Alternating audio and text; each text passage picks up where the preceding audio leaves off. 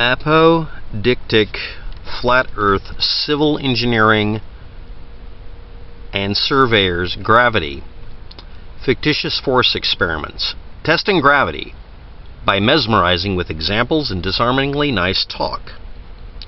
Quote I got. This is somebody who was spamming everybody's channel and I labeled it as spam, but I grabbed the information here and I went and looked up the video they posted a link to. It was literally just spam. And it was done by the person, it was done by one of the fake channels set up by the person who set up this video. I've been talking to all the surveyors and engineers I can find. No, you haven't. And ask them about this, because the truth is out there, and this proves it. I'm going to be doing a blow-by-blow, play-by-play of the video, and I'm going to give an assertion. But here we go. This is based on the water level test. For those of you who don't know, on a Earth, whatever gravitational pull model you want, where the gravitational field is parallel instead of pointing towards the center of an Earth, like every other blasted thing in our solar system and in space for the most part.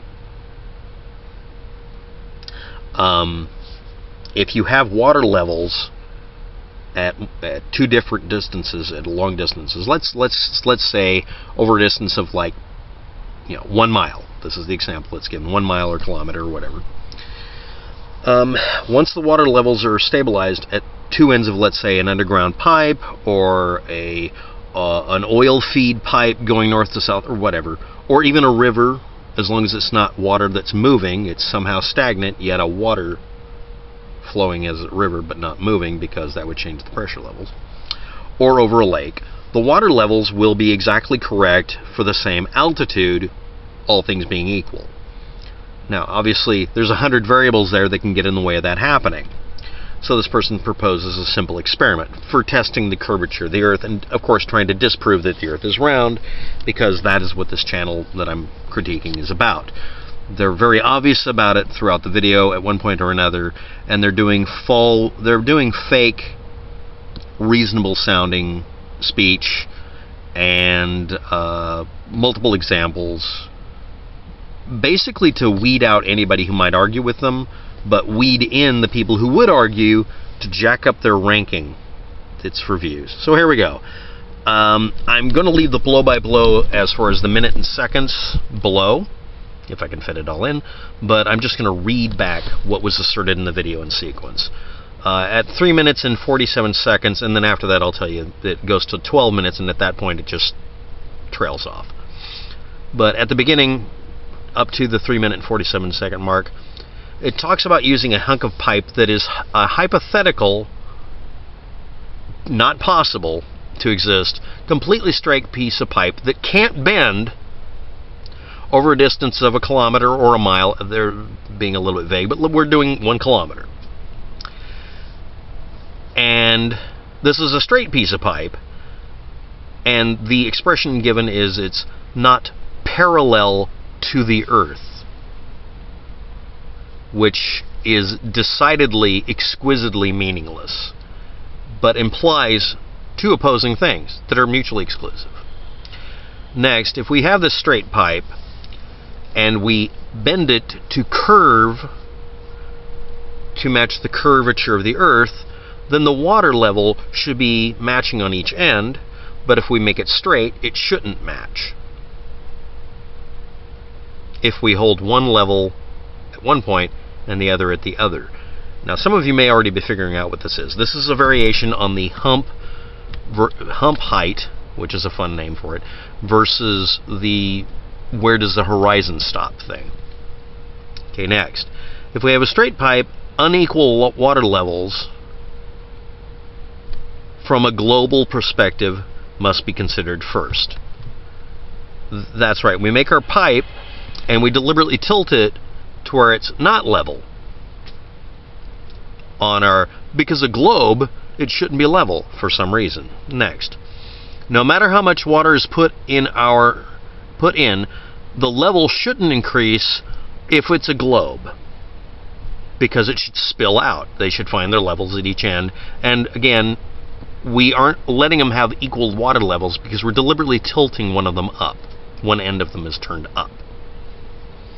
Or the other idea is that we're bending it to curve with the Earth, and again, the water levels are depending on what part of the video, they're level, or one is shorter than the other for some reason. These are presumptions that are made in the video.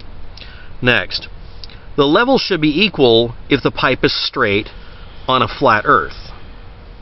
You see, that's the proof.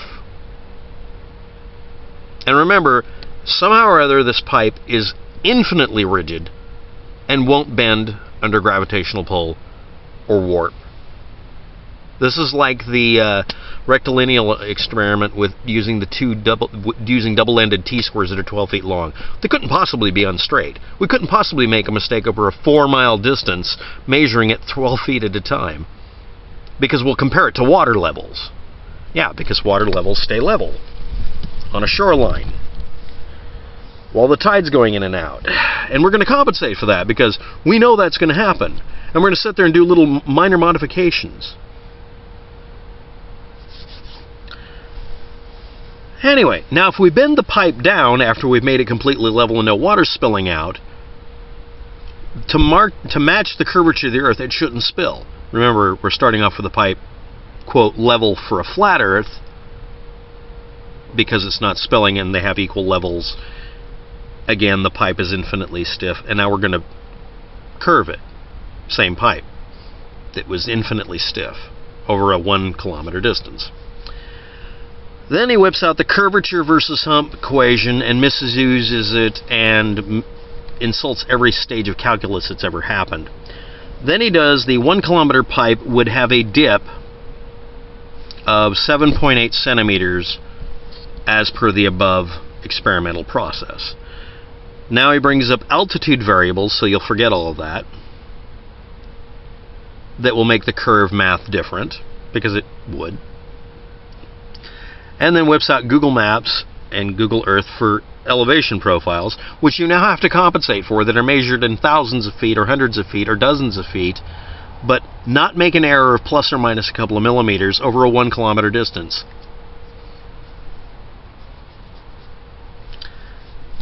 Then he calls at the 9 minute and 48 second mark, he says, and I'm doing this for the benefit of you globers out there. So he's obviously a flat earther, and every single trope and trick is now being done.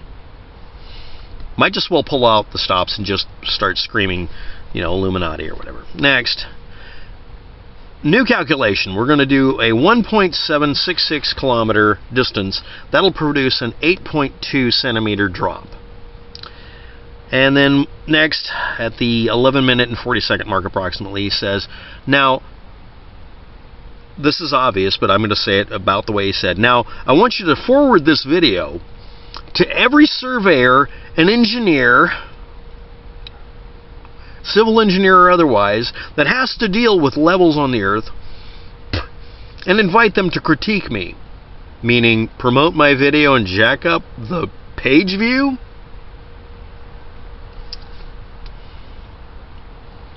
So he can get hate views. They'll watch the video all the way through because up to the 11 minute and 40 second mark, he hasn't revealed that he's just doing this video to promote his channel. Along with the Shield channel that posted, that was started literally 3 days ago, and posted a link to this video, which I'm not linking to.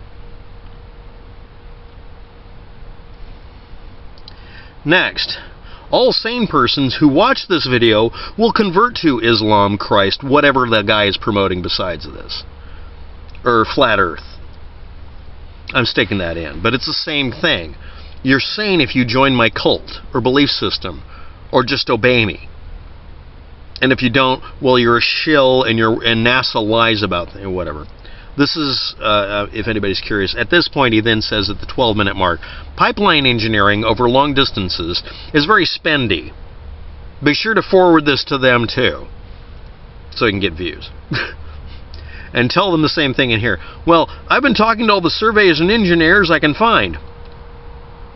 I'm a trained surveyor. Fuck you. There's your response. You want your critique? Yeah, the person who set up the video set up some spare channels until they get flagged for spam, and that's it. Anyway, pipelining spending, so get a hose and water cooler canisters instead. Because nothing says quality control like looking a high-tech problem. This is a high-tech problem to solve if you're going to do it this way. And using bog BS equipment. Okay. The rest is just repackaging ignorance, and that's about it. Okay, now we're at the 10-minute and 26-second mark here, so I'm just going to give you the basics on this. This is a rule of thumb, but I'm going to read back some information here really quickly. The Earth orbits the Sun at approximately a speed of 66,600 miles an hour. 666. And it takes an entire year to do it, which means it's a rotation of 1 RPY, 1 rotation per year. Even if you're moving at an insanely high speed, you're not whipping around the Sun. You're going to take a year to go around the Sun. You're not going to experience centripetal or centrifugal force. These get confused a lot, and I get them confused just like you do. So let's not get confused together. Let's get unconfused. The Earth rotates on its axis at about 1,000 miles an hour at the equator, but at the North Pole and South Pole, it rotates at a lower rate. But it still takes 24 hours to go around in a circle. That's not going to whip you into space.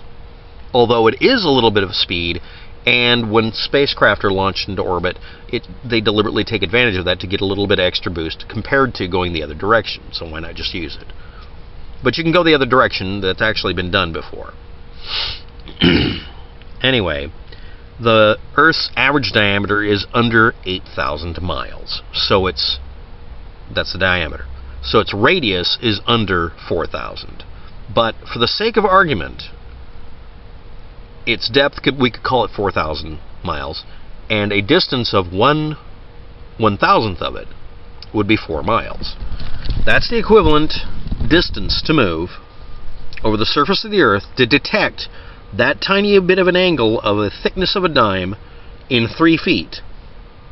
Would take you 4 miles. That's if you did a plumb bob experiment and could make it work to where you could detect it, you would see a deviation at 4 miles of around the thickness of a dime at the top. It would tilt out a dime. If you could go 20 miles, it should be, let's say, 5 dimes worth. I don't know. So here are your mountain peaks. Yes, this is an equivalent experiment. So you get about that much deviation. You'd have to measure in 20 miles that much difference at the top and bottom at 1 3-foot distance. A meter stick is about 3 feet. Plus or minus, accurately, at a distance between 2 mountaintops. Guess what? You can. If you fire a radio signal, just like light, you can use light or radio signals, but radio signals are easier because they're lower frequency. You can make a wavelength of 1 centimeter or less, a millimeter, 1 millimeter radio frequency range, and send off a train of pulses that are you could use the Gettysburg Address, whatever. And you could line it up bouncing back and see if there's a difference in timing here compared to the bottom of 3 feet. Using a plumb bob to get the thing straight. You'd be able to detect the difference. It'd be plus or minus about 1 centimeter at that point, collectively. That's a real way of experimenting with it. And even that is still gross.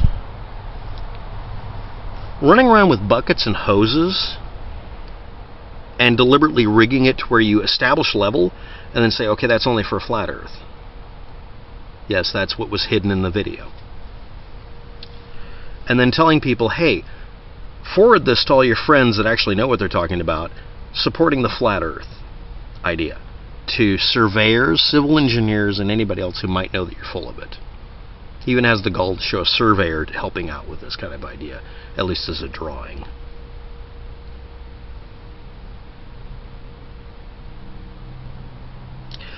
This is BS. It's anti-educational. It's a waste of my time. But thanks for spamming me and proving me that at one point you're just trying to get hate views. I'm going to leave everything below, and I might do a follow-up video later. Thanks for watching. Have a good day. Good luck with that.